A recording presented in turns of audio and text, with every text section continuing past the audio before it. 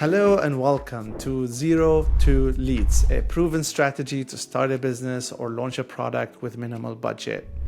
My name is Naja Faisal. I am the founder of Parrots Lab, and we are on a mission to help aspiring leaders and entrepreneurs to efficiently start and grow their businesses. I come with more than 15 years of experience in the ad industry and digital marketing firms, working with brands at the highest levels. Brands like McDonald's, Unilever, Shell, American Express, and many more. When I decided to start my own agency with limited budget, I thought I could apply the experience I had at the highest level into marketing my own firm. I was shocked how easy it is to burn through marketing budgets without any results, really. So I went on a mission to really learn everything I can about lean marketing or efficient marketing or marketing on a tight budget. And it's been a journey, and I don't claim to invent any of what I'm trying to share with you. However, I stand on the shoulders of giants in the field who have demonstrated results, and I kind of collected all the learning I had into this presentation. So let's dive in. It's very important to start with understanding the customer journey. The famous example that everybody talks about is that you wouldn't ever propose marriage for someone on the first date, right? And it's surprising how many companies or businesses or even marketers who call themselves marketers, they launch campaigns and they burn through marketing budgets for to directly try to sell the products through an ad campaign or through a media buying campaign. The customer journey starts with a stranger and your business. The stranger has a problem and your business has a solution. Now, the stranger might be aware of their problem and might not be aware of the problem. And in both cases, the first step is to get the attention of that stranger. Then we need to spike their interest in what we have to say.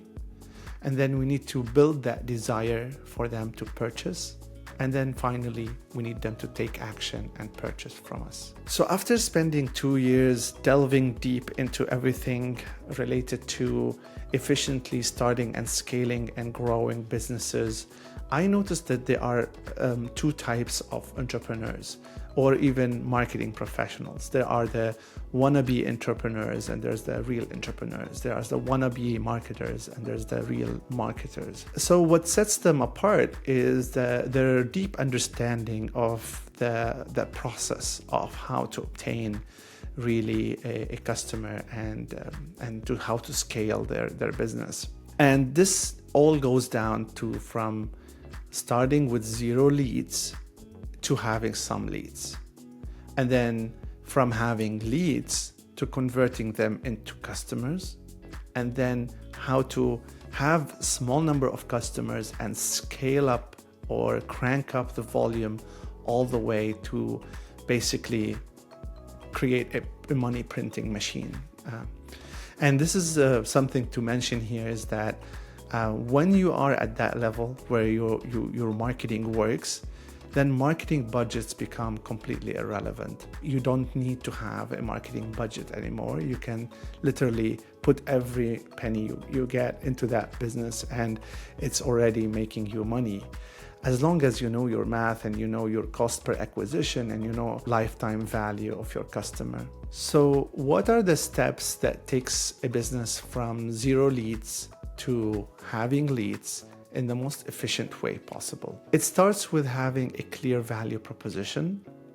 Then we need to create what I call a hero content. Some other people call it lead magnet. Some other people call it ethical bribe. It's basically a good piece of content that people are willing to exchange their contact information for. Then we need to place that hero content in a landing page and gatekeep it with an email form.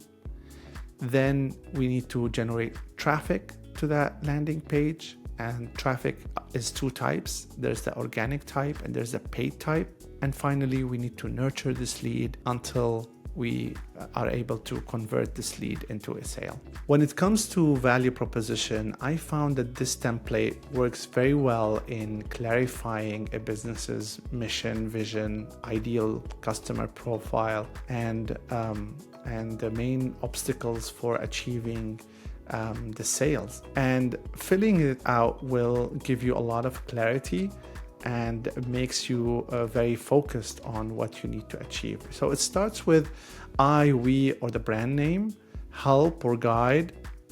You can use the different verbs as you see please. Ideal customer profile, and this is very important. I see a lot of clients struggle with having a specific avatar of people that they target. A lot of us think that we can target a wider niche, and it is true. Like, a lot of the businesses offer services that many people could benefit from and feel restricted to really specify a specific niche within a market. It's so important and makes life so much easier if you're starting out, if you're able to niche down your target. Like, think about it this way. Now we have the ideal customer profile. Now what is the dream outcome for this ideal customer profile? So is it going to be lose weight? Is it going to be get there in the best shape possible? Is it going to be achieving emotional and social skills or resilience? So what is it that you are after, or that you want to what is the dream outcome of your ideal customer profile? And dream outcome without a time limit is also useless. Basically, if I tell you that you can be in the best fitness level of your life within 5 years, I mean, how exciting is that? How interested will you be? But if I can tell you that you can lose 40 pounds in 3 months, or in 2 months, or in 6 weeks, now we're talking, right? Now there's something about the time that really is important, and it's very very useful to use. And then people know that they are being marketed to, and people already, like, whenever anybody trying to sell them something, or there's any opportunity for them to buy something, people's alarm or defense mechanism to buying is already, they start having this internal dialogue between themselves, and they're start to find reasons why not to engage you, why not to buy from you. And it is very important to take ownership of their objections and mention them in your mission statement or in your value proposition. This will allow you to tap into their mindset and address the possible objections that they may have.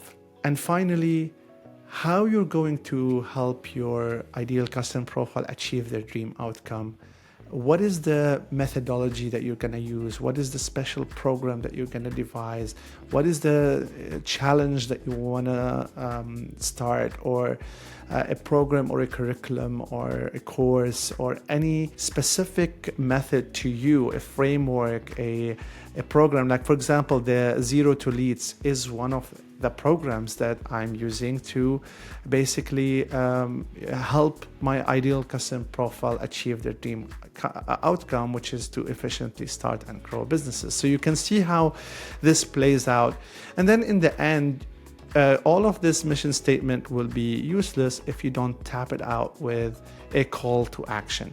The call to action is usually to visit a specific website or a very short domain name. All right, so the second phase of the Zero to Leads program is to develop a hero content.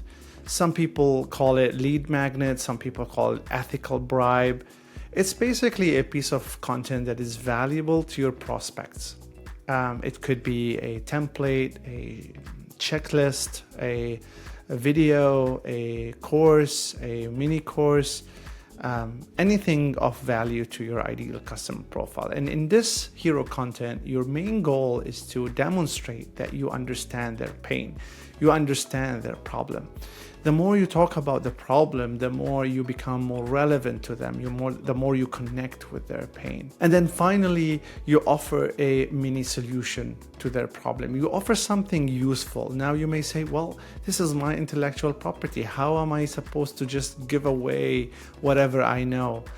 And the fact of the matter is that that's exactly what you should do. That you should give out anything you know for free. And it's a matter of goodwill. I always think about it like if you are in a networking event and you are an anxiety therapist and you meet someone in person and they will tell you like, I'm facing anxiety. What is the first thing you would do? Would you tell them like, hey, pull out your wallet and pay me so that I can give you some tips? No, I mean, the general principle is that we offer to help. That goodwill is a start of a relationship. And that's what we're trying to replicate on the digital space, whereby we want to offer valuable content to our prospects. And in return, we expect them to hand us their business card and their contact information. And that's the main goal of the hero content. Moving on to the landing page. The landing page houses that hero content. It's the place where this hero content lives. Now, usually you can have like a screenshot of that hero content, or you can just have the button. So you can put the title out there, and then you can have a button for people to click. And once they click, you will ask them, where should I send the video to, or where should I send the PDF to, the report to, the checklist to, whatever. And they will it will be like a name and an email address that they need to put down, and then they press OK or submit, and now they have instant access to that piece of content that you're giving out. At the same time, you will program an email to directly send them an email to their email address with that same content. So basically you deliver on your promise. You say that you're going to give them a hero content, a valuable piece of content, and when they give you their email address, you basically give them access to that piece of content. Now, things to remember with landing pages is that it needs to be frictionless. Especially with forms, a lot of people get hung up on having long forms, right? If you're offering me a 10-minute video that I want to watch, I don't want to spend 5 minutes filling out your form. So when we say frictionless, is that make it super easy for them to opt in. Just name an email. Some people just put email, and I'm fine with that. I am hesitant to put a phone number, especially to make it mandatory, because a lot of people don't like to share their phone numbers. So I think email would work perfectly well for now. Again, this is just the beginning of that relationship. The other thing is that you need to test it on mobile. A lot of the people are using their mobile much more than their desktop or their laptop. So you need to make sure that this landing page is responsive, so it works perfectly well on mobile.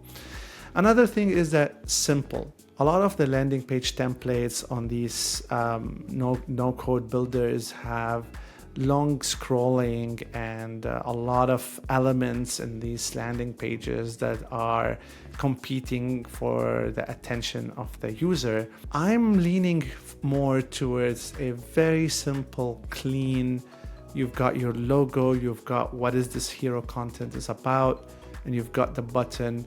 Maybe if you want to scroll down one more fold and then another button, and that's it. All of the links on that landing page should direct people to the same little form that asks for their email.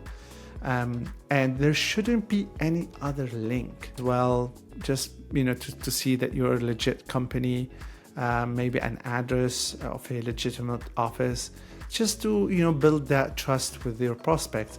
But I don't want to see any other link but the link to a form that gives them opportunity to hand over their business card. One more thing about the landing page that is important is that the main goal of the landing page is not to sell. And this is something a lot of clients got hung up on. Oh, but I have a product to sell. I want to close that sale. No, in the landing pages, you're not supposed to close the sale. Again, back to the example, you won't propose marriage in the first date. The same thing goes on your website. You don't propose a sale from the first visit. You would only offer the hero content on your landing page, and you promote your hero content and not your product or service. All right, now that we have our funnel built and ready, we have our value proposition that clearly defines the target audience and their problems and their aspirations. We have the hero content that is offering free value for those customers, and we have the landing pages that convert those prospects visiting the landing page into actual leads, into handing over their contact information. Now we need to generate traffic to that landing page, to that domain name that we talked about. How we do that? We do that with two ways. There's organic traffic and there's paid traffic. When we talk about organic traffic, we're talking about search optimization or search engine optimization tactics like Google listing, Yelp, Reddit, all of the yellow pages that we can list our domain name on so that people who stumble upon our content come to our landing page. Another source of organic traffic would be long form videos. These are your YouTube videos, your LinkedIn videos, and there is the short form videos as well. These are the TikTok videos, your Instagram Reels, Facebook Reels, and then you've got your long form podcasts. This is more an audio medium where you put your podcast there. This is could be on Spotify, Apple Podcasts, or many others. Even YouTube is a great podcasting platform. And then you've got your written content. A popular blogging platform would be medium.com, which I advise a lot of people to try it out if you haven't already. So with all these forms of content, we are trying to publish more valuable pieces of content on all of these platforms, and we are ending all of these content pieces with a call to action to visit that landing page domain name that we're talking about. And that's what I mean by single URL rule, which means that all of the audience, all of the platforms, all of the pieces of content only direct people to this single URL landing page. Oftentimes I see people having link trees with so many links out there. That is not the best practice right now. What I see things work is when we leverage every person that get in touch with us, whether organically or paid, taking them only to that single URL, that single landing page. So that's what we want to achieve. Next is paid traffic. With paid traffic, we want to generate traffic to that landing page, but we want to be in control. We want to spend marketing dollars into attracting the right audience to come into our landing page. I usually recommend small businesses and entrepreneurs to start with organic first. Right? You need to get a lot of repetition when it comes to generating content on the internet. You need to put out a lot of valuable pieces of content, and then you need to look at your analytics. You need to analyze your top performing organic posts. Once you have identified 4 or 5 highly achieving organic posts, when I say highly achieving, they have high level of engagement. The algorithms of YouTube and TikTok have pushed it over to so many new audience that they don't follow you, and it's getting traction. That piece of content is more likely to perform better when you add marketing dollars to boost it or to put it out there as a paid ad. Now, of course, these organic content usually needs some sort of optimization to become a suitable ad. You need to work harder on your hook and what kind of messaging you deliver and the call to action. But usually what we see working is that the highest performing post usually performs very well when it comes an ad. Another area where I see a lot of entrepreneurs struggle with is they allocate very little marketing dollars for their ad. And this will not allow the social media or Google algorithm to find the best target for your ad. So if you put little money like $50 and $100 into your ad, the algorithm does not have space to try to push your ad into different target groups so that it kind of knows which one really is engaging with your ad best. So the rule of thumb here is to try to allocate enough money to reach probably 2,000 to 5,000 impressions at first before making an evaluation whether this ad is effective or not. Another area you need to consider is your industry competitive? Sometimes when you look for a service on Google, you will see a huge list of sponsored companies. This tells you that this is an industry which is highly competitive, which means that usually the money burns very quickly in a high competitive market. So some other niches, they barely have anybody advertising, and now you can be the only person advertising in this platform, and then you will get cheaper rates for your ads. So this is also something to consider. When it comes to digital ads, there's a lot to be learned about how to optimize your digital ad.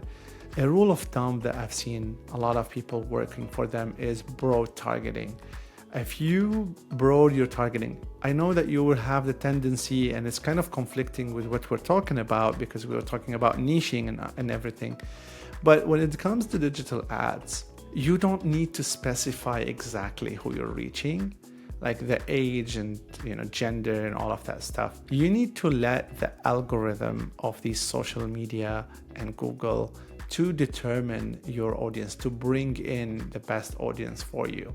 And we all talk about AI. I personally have an AI podcast that we talk about how these algorithms are becoming super smart, knowing what we like and what we don't like even better than we do. So these artificial intelligence that are powering these ad engines are the ones in the driver's seat right now, and they really know how to find you the best customers. So don't limit them, give them the broad targeting so that they can crawl the web and find you the right people. All right, so now we have traffic coming into our landing pages. Our leads are starting to grow. We have hundreds of emails in our CRM systems. And now we need to start nurturing those leads. When we talk about lead nurture or nurturing leads, we are talking about being a decent human being who is trying to build relationships with these people. So if you really met somebody at a networking party and they give you their business card, what would you do? You know what? Well, you would message them. You would say it's nice to meet them. You would, offer more valuable advice to their problems. Every now and then you will find an opportunity that they might benefit from, so you will share it.